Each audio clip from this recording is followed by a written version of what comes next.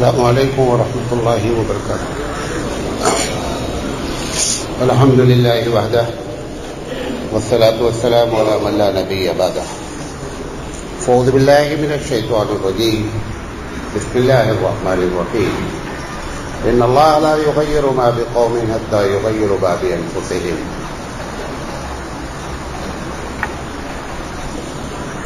ذمہ داران جامعہ، علماء کرام، مجھے جس عنوان پر آپ سے بات کرنی ہے وہ یہ ہے کہ ملکی حالات اور علماء کرام. یہ ایک نظریاتی تقریر ہے اور نظریاتی تقریر میں اختلاف کیا جا سکتا ہے. میں جو باتیں آپ سے کہہ رہا ہوں اس کو آپ پورا کنڈم کر سکتے ہیں، اس میں کچھ اضافہ کر سکتے ہیں، کچھ نکال سکتے ہیں، کیونکہ ایک نظریہ ہے. تو ہم اللہ تعالیٰ سے دعا کرتے ہیں کہ اللہ تعالیٰ ہمیں صحیح بات کہنے کی اور آپ کو صحیح بات سمجھنے کی توفیق عطا فرمائے. یہ جو عنوان دیا گیا ہے اس میں حقیقت میں دو باتیں بیان کی جا سکتی ہیں. ایک تو یہ ہے کہ صرف ملکی حالات پر گفتگو کر لی جائے اور مسئلے کا حل بتایا جائے. دوسری شکل یہ ہو سکتی ہے کہ ملک میں مسلمانوں کے حالات کیا خراب ہیں اور اس مسئلے کا حل بتایا جائے. تو چونکہ ہم بلانگ کرتے ہیں، زیادہ تر سبھی لوگ سننے والے کچھ مسلمان ہیں، تو ہم اس پر زیادہ فوکس ڈالیں گے، لیکن ملکی حالات پر دو تین باتیں آپ سے بتانا چاہتے ہیں.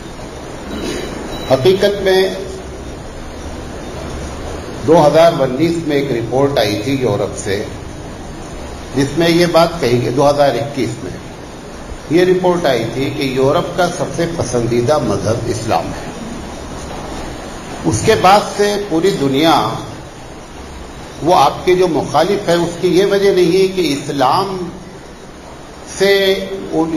کوئی غلط مذہب ہے، بلکہ حقیقت اس کی یہ ہے کہ لوگوں کو یہ خوف ہے کہ اگر یہ اس کی حقانیت اور زیادہ لوگوں پر واضح ہو گئی تو کہیں یدخلون فی دین اللہ افواجا کا منظر نہ ہو جائے. اس کے خوف سے ساری پلاننگ بنائی جا رہی ہے. میں نے ایک تقریر میں ایک بات کہی، غور سے سنیے گا. ایک بچہ مجھ سے کہتا ہے کہ مولانا صاحب میں آپ سے کشتی لڑنا چاہتا ہوں. چھوٹا سا بچہ ہے. میں کہوں گا بھائی جب تم کو لڑنا ہے لڑ لینا، لیکن اگر میں سب سے کہتا پھروں یا یہ مجھ سے کشتی لڑنا چاہتا ہے، یہ مجھ سے اس کا مطلب ہم اس کو کچھ اور سمجھ رہے ہیں. اگر اسلام اتنا ہی خراب ہے بقول آپ کے تو چھوڑ دو یار، اپنے آپ برباد ہو جائے گا. ابوالکلام آزاد رحمۃ اللہ علیہ نے کہا ہے کہ بقا اس کو نصیب ہوتی ہے جو نافع ہوتا ہے. نافع کو بقا ہے. اگر یہ غیر نافع ہے تو آپ اتنی محنت کیوں کر رہے ہیں؟ اپنے آپ ختم ہو جائے گا. لیکن تمہاری محنت بتا رہی ہے کہ معاملہ کچھ اور. بات میری سمجھے؟ ایک بات. دوسری چیز ملکی حالات کی جہاں تک بات ہے، میں نے 3 باتیں لکھی ہیں اور بہت سی بات کی جا سکتی ہے.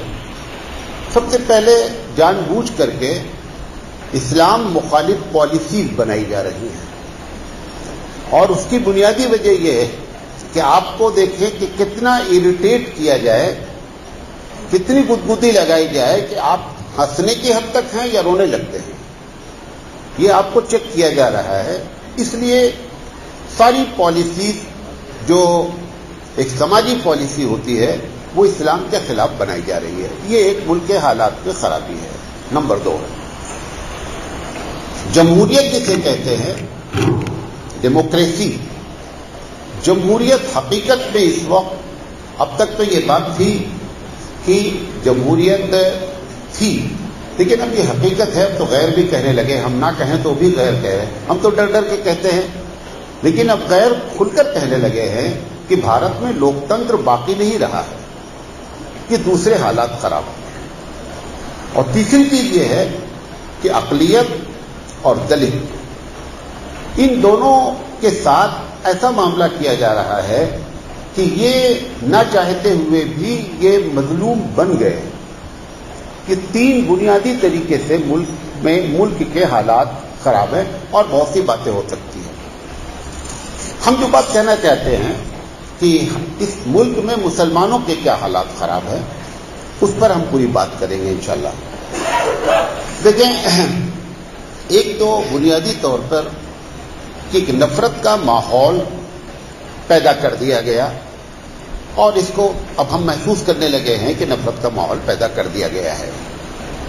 لیکن یہ بات بھی ہمارے لیے قابل توجہ ہے کہ آخر وہ اس نفرت کے ماحول کو پیدا کرنے میں کامیاب کیسے ہوئے؟ بھئی ہم کیا کر رہے تھے؟ ایک آدمی ہمارا مخالف کوئی چیز کر رہا ہے تو ہم کیا اس کو ٹھنڈے پیٹ سن رہے تھے؟ آخر ان کو انرجی کیسے مل گئی، وہ یہ بات کیسے سمجھا لے گئے کہ واقعی میں یہ قوم ایسی ہے کہ جس سے نفرت کی جائے؟ میں اس کی چند مثال دیتا ہوں جس چیز نے ان کو گلوکوز چڑھایا۔ ہمارے یہاں بہت سے علاقے میں، کرناٹک میں بھی ابھی بل پاس ہو چکا ہے کہ جو ہے وہ گائے ذبح نہیں ہونی چاہیے، ہو رہی ہے، وہ ایک الگ مسئلہ ہے۔ ہمارے گوشت کاٹنے والے، میرا مدرسہ جہاں ہے وہاں پہ 30-35 گائے ہر وقت بیٹھی رہتی ہیں، وہ اس کو آتے ہیں، چومتے ہیں اور آگے جاتے ہیں۔ آگے جب جاتے ہیں تو 3-4 دکانیں ایسی ہیں کہ جہاں پر اس کا گوشت بکتا ہے اور ایک دم ننگی کاٹ کے رکھا ہے۔ آپ اندازہ کریں جس نے اسے چوما ہے اور اس کے 100 میٹر کے بعد اس کو ننگی کٹی دیکھتا ہوگا تو یہ نفرت کو کیسے آپ کنٹرول کر سکتے ہیں؟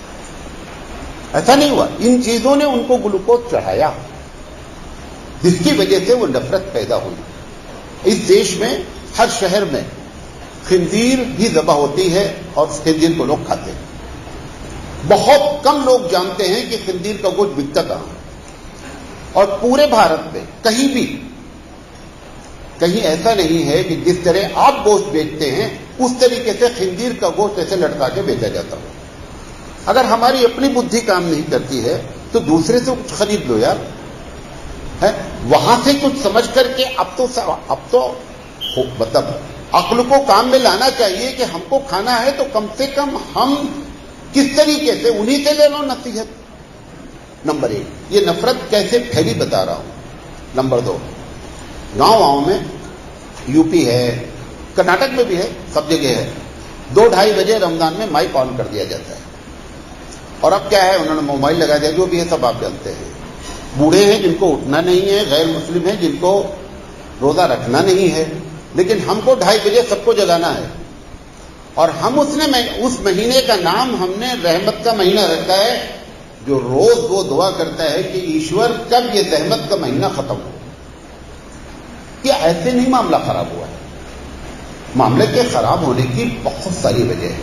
میں کل ابھی پروگرام سے آ رہا ہوں، اعلان کر رہے ہیں، اور اتنا زبردست سسٹم ہے اس کا ودیا نگر میں جو ان کا کیمپس ہے کہ speed should not be increase more than 40 kilometre, اور اس کو سب فالو کر رہے ہیں۔ کچرا کہاں ڈالنا ہے، سگنل کا سب، میں ایک چیز دیکھا میں نے، جمعہ کی نماز میں جو مولانا لوگ آئے سب جمعہ وہی لوگ پڑھ رہے ہیں، مولانا لوگ ہیں، مولانا ہی کہہ لیجیے، مسلمان کہہ لیجیے، ان کو اعلان کرنا پڑ گیا مولانا صاحب کو کہ بھائی صاحب گاڑی جن لوگوں نے غلط پارک کی ہے وہ صحیح پارک کر دیں۔ آپ اندازہ کریں وہاں پر آپ 3 سے 4% مسلم ہیں، 95% غیر مسلم ہیں۔ غیر مسلم دیکھ رہا ہے کہ ہم سب ہمیشہ گاڑی صحیح پارک کرتے ہیں، اور جب یہ عبادت کرنے آتے ہیں تب ان کی یہ کیفیت ہے، جب یہ عبادت نہیں کریں گے تب ان کی کیفیت کیا ہوگی؟ ان چیزوں نے نفرت کے اس بیج کو کیا کیا، کھاد اور پانی دے دیا۔ اس پر کنٹرول ہونا چاہیے، جب تک یہ آپ نہیں کریں گے تب تک چلا کر کے تقریر کرنے کا کوئی فائدہ نہیں ہے۔ نمبر 1۔ نمبر 2، یہ مسلمانوں نے جو 1.5 اینٹ کی مسجدیں بنائی، اور اب یہ بات پہلے تو ہم تک معلوم تھا کہ ہم میں اختلاف ہے، لیکن اب یہ بات ان سب کو معلوم ہو گیا۔ ہبلی میں انیل بھائی ایک فساد ہوا چھوٹا سا، لوگوں نے کہا مولانا صاحب پولیس کمشنر ہندی جانتا ہے اور آپ ہماری لیڈنگ کریں۔ ہم نے کہا چلو چلیں گے، بات کریں گے۔ تو سب لوگ گئے، سارے مکتب فکر والے گئے۔ تو کمشنر نے جو پہلا سوال کیا، مسئلہ حل کرنا نہیں کرنا وہ تو بات کی بات تھی، اس نے پہلا سوال کیا کہ تم سب لوگ اکٹھا کیسے ہوئے، اور ایک ایک کا نام لیا اس نے۔ اب یہ بات تمہارے تک نہیں لے گئی ہے، لوگ بھی جان گئے ہیں کہ تم 1000 خانوں میں بیٹھے ہوئے ہو۔ یہ ہمارے حالات جو خراب ہوئے ہیں اس پر کنٹرول ہونا چاہیے۔ کنٹرول کیسے ہو؟ دیکھیں، تقریر اس وقت تک کامیاب نہیں ہے جب تک کہ آپ کیسے اور اس کا حل نہ پیش کریں. پرابلم کو بتا دینا ویری ایزی، بہت آسان ہوتا ہے. یہ جو معاملہ ہوا ہے، میں 3 جملے بول رہا ہوں. ہم پروگرام کرتے ہیں، بڑے بڑے پروگرام ہم کرتے ہیں، قومی یکجہتی کا پروگرام کرتے ہیں، وَاعْتَصِمُوا بِحَبْلِ اللَّهِ جَمِيعًا چیخ کر بولتے ہیں. اچھا پھر کیا بولتے ہیں؟ ہم صحیح ہیں سب غلط ہیں. کبھی زندگی میں اتفاق ہوگا؟ بیوقوفی کی باتیں ہم کر رہے ہیں. ارے بھائی ہم صحیح ہیں، سامنے والا بھی صحیح ہو سکتا ہے، یہی جملہ بول دو یار. اس سے گر کر بولنا چاہتے ہیں ہم صحیح ہیں سامنے والا غلط نہیں، یہی بول دے یار. تیسرا جملہ ہو سکتا ہے ہم صحیح ہیں سامنے والا اجتہادی غلطی کر رہا ہے. یہ نہ کہہ کر کے سب لوگ ہم صحیح ہیں اور سب غلط ہیں، کبھی آپ کی 1.5 اینٹ کی مسجد کا معاملہ حل نہیں ہوگا. میں ایک مسجد پہ پہنچا، باہر بورڈ لگا تھا کہ جو اس میں فلاں داخل ہوں وہ اپنے جان مال کا ذمہ دار ہے. میں بولا جان کی حفاظت کرنا لاتے میں چل بھائی آگے نماز پڑھ لیں. میں نے اس کے ضد میں آ کر کے اپنے مسجد میں بورڈ لگایا، بڑا سا بورڈ ایک دم فرنٹ پہ لگایا، یہ اللہ کا گھر ہے. میں نے حی علی الصلاۃ کہہ کے تمام مسلمانوں کو بلایا ہے، جو اپنے آپ کو مسلمان سمجھتا ہے وہ اس مسجد میں نماز پڑھ سکتا ہے. یہ کیفیت پیدا کرے اور آپ ہی سے امید ہے. یہ بھی آپ کو بتا دیں، خدا کہہ رہا کوئی تمہارے منہ پہ اس طرح کی اگر آپ نہیں کر پائیں گے تو سمجھ جائیے معاملہ ختم ہے، کچھ بھی نہیں بچا ہے. میں ہبلی سے ہگلی تک جاتا ہوں، اتنا پروگرام کرتا ہوں کہ جس کا کوئی جواب نہیں ہے. اور اگر آپ بھی اس میں اسی میں شامل ہو گئے کہ ہم صحیح ہیں سب غلط ہیں تو پھر بے مطلب کا رونا ہے، کچھ نہیں ہونا. بات میری سمجھیں. تیسری چیز فیصد کے لحاظ سے، جیسا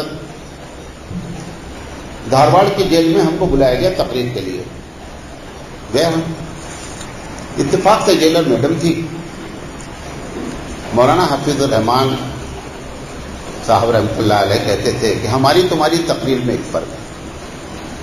کہتے تھے تم دیکھ کے تقریر کرتے ہو، ہم پڑھ کے تقریر کرتے ہیں. حضرت کہتے تھے کہ تم دیکھ کے تقریر کرتے ہو، ہم پڑھ کے تقریر کرتے ہیں.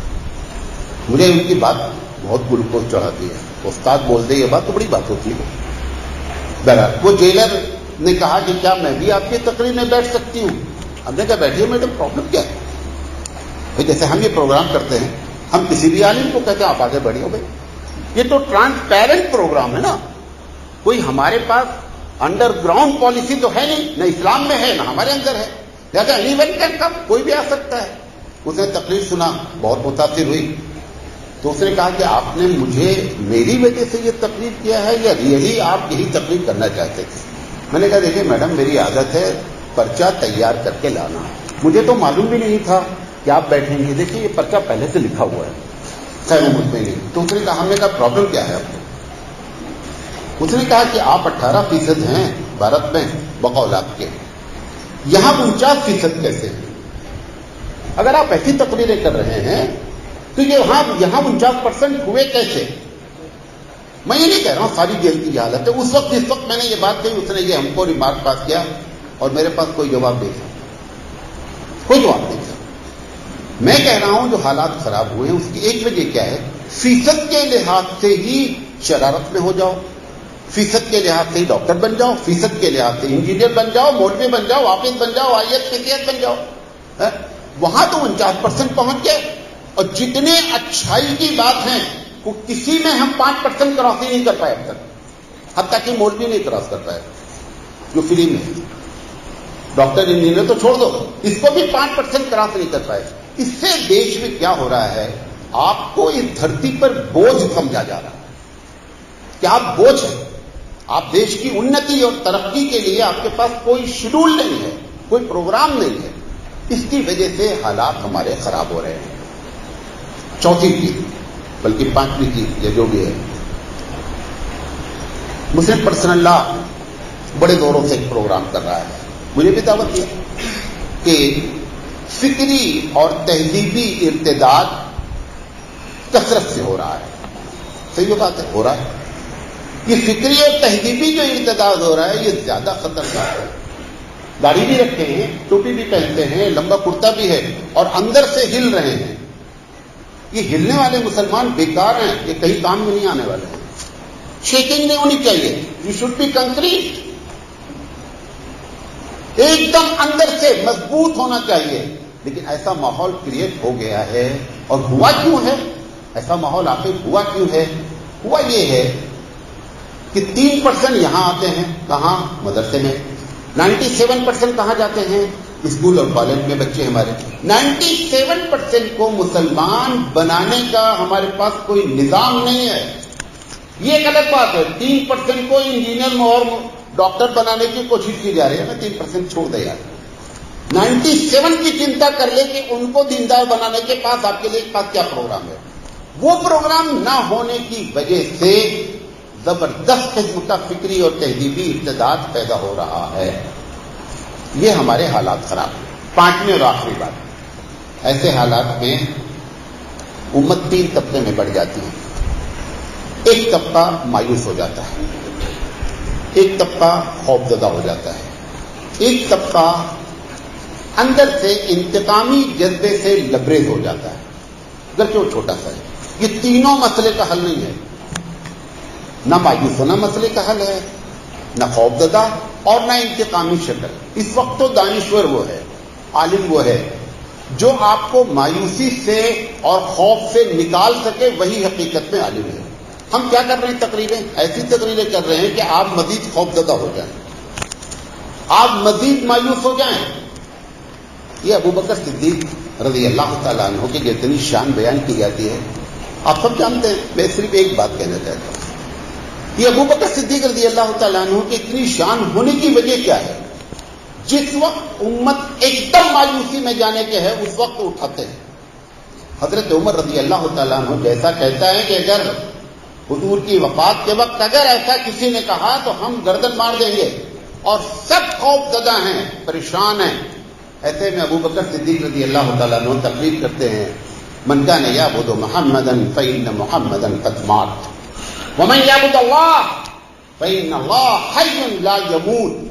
ایسے اشخاص کی خوب ضرورت ہے. ہم تقریریں بہت کر رہے ہیں, تقریریں کم نہیں ہو رہی ہیں, بے شمار ہو رہی ہیں. لیکن وہی حبیب مصطفیٰ کا فرمان, اونٹ 100 ہیں, سواری کے لائق بھی نہیں. اونٹ 100 ہیں, سواری کے لائق نہیں ہیں. کم سے کم آپ سواری کے لائق بن جائیں گے. میں پھر آپ سے کہنا چاہتا ہوں, بڑی امید ہے اگر ہم جیسے لوگ اسی رو میں چلے گئے تو آپ یقین جان لیجیے کہ حالات بس سے بدتر ہونے جائیں گے. اور یہ کوئی ضروری نہیں ہے, بہت بڑی بھیڑ مسئلہ نہیں حل کرتی ہے, مسئلے چھوٹے لوگ حل کرتے ہیں, 1-2 لوگ حل کرتے ہیں. جتنے لوگ یہاں بیٹھے ہیں یہ پورے بھارت کے لیے کافی ہے, پورے بھارت کے لیے کافی ہے.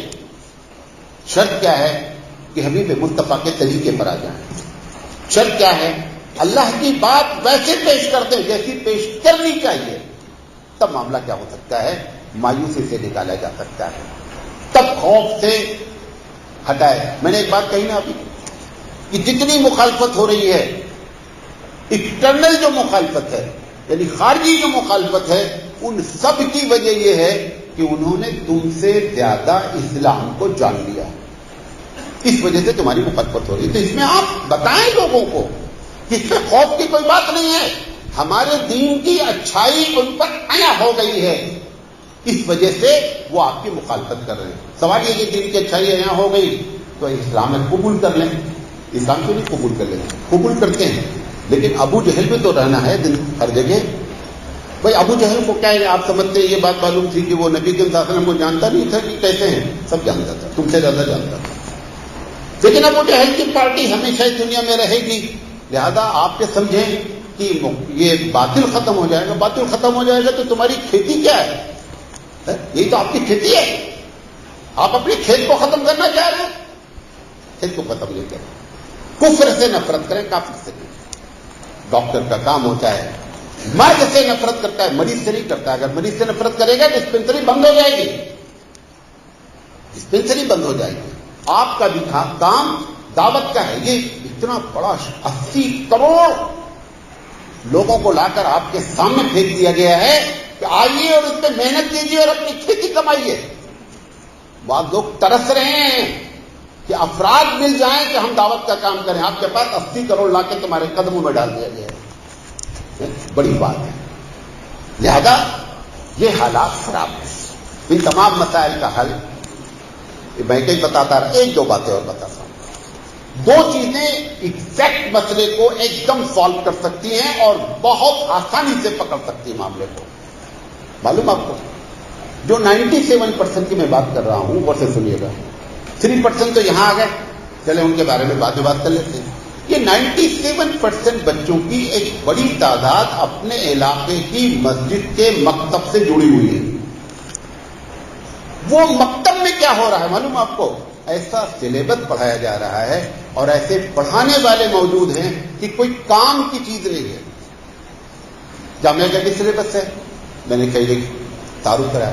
لوگ آتے ہیں میرے پاس سلیبس لے کر کے مولانا صاحب پورا سلیبس نام نہیں لوں گا ورنہ آپ ناراض ہو جائیں گے.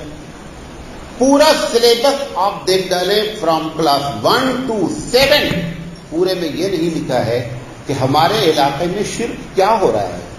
شرک تو بہت ہے. شرک بتاؤ بھیا بچے کو کہ کیا ہمارے گھر میں شرک ہو رہا ہے. کون مسلمان ایسا جو کہتا ہے کہ شرک بہت اچھی عبادت ہے؟ کوئی بولتا ہے آج تک؟ کوئی نہیں بولتا. لیکن وہ بتانے کے لیے تیار نہیں. بدعت بری چیز ہے. بدعت آپ کے علاقے میں ہو کیا رہی ہے؟ یہ مکتب سے جب تک معاملے کو نہیں سنبھالا جائے گا, وہاں پہ 97% کا معاملہ ہے, تب تک ہمارا معاملہ نہیں سمجھے گا. بات میری سمجھے؟ نمبر 2, یہ جو اللہ تعالیٰ نے 52 جمعہ دیا ہے سال میں, اس کو صحیح ہونا چاہیے, یہ فعال ہونا چاہیے. ہم تقریر کرتے ہیں. عبد القادر جیلانی رحمۃ اللہ علیہ نے ملک الموت کو ایک جھانپڑ مار دیا. اچھا, عبد القادر جیلانی رحمۃ اللہ علیہ کا چپراسی ہے کیا وہ ملک الموت؟ ہمیں ایسی باتیں جب تم ممبر سے کر رہے ہو, کون سا پیغام جا رہا ہے؟ 65% آف دا پاپولیشن مسجد کی وہ ایسی تقریریں کر رہی جس میں کوئی میسج نہیں ہے, کوئی پیغام نہیں ہے. یہ 52 جمعہ اللہ نے بڑی حکمت سے ہم کو عنایت کیا تھا, ہم اس کے شکر گزار ہیں. یہ جلسہ جلوس کچھ کرنے کی ضرورت نہیں تھی, 52 جمعہ صحیح کر لیتے. کچھ بھی نہیں کرنا ہے, کچھ نہیں کرنا, نہ تقریر مزید کرنا ہے, کچھ نہیں کرنا ہے. وہ 52 جمعہ میں کیا کیا ہونا چاہیے تھا, ایک چھوٹی سی لسٹ. اعتدال کی باتیں ہوتی, نمبر 1. نمبر 2, صحیح بات بتائیں. اچھا میں کہتا ہوں سب جملہ غور سے سنیے گا, ثواب کمانے کے لیے جھوٹ بولنے کی کیا ضرورت ہے؟ ثواب تو یار نیت پر رب ذوالجلال دیتا ہے. جھوٹ بول کر وہ ثواب کمانے کی پالیسی اختیار کیے ہو.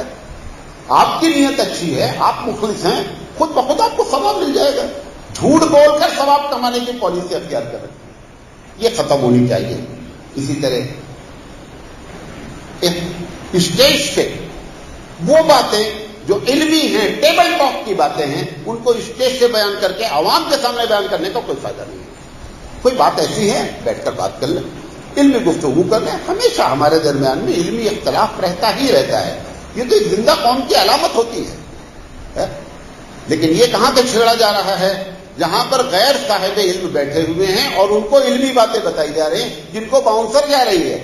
صرف اتنا پکڑ پا رہے ہیں کہ لڑائی کیسے کریں, بس اتنا پکڑ لیا انہوں نے. بقیہ کچھ نہیں پکڑ پا رہے, وہ صرف یہ پکڑ پا رہے لڑائی کیسے کریں.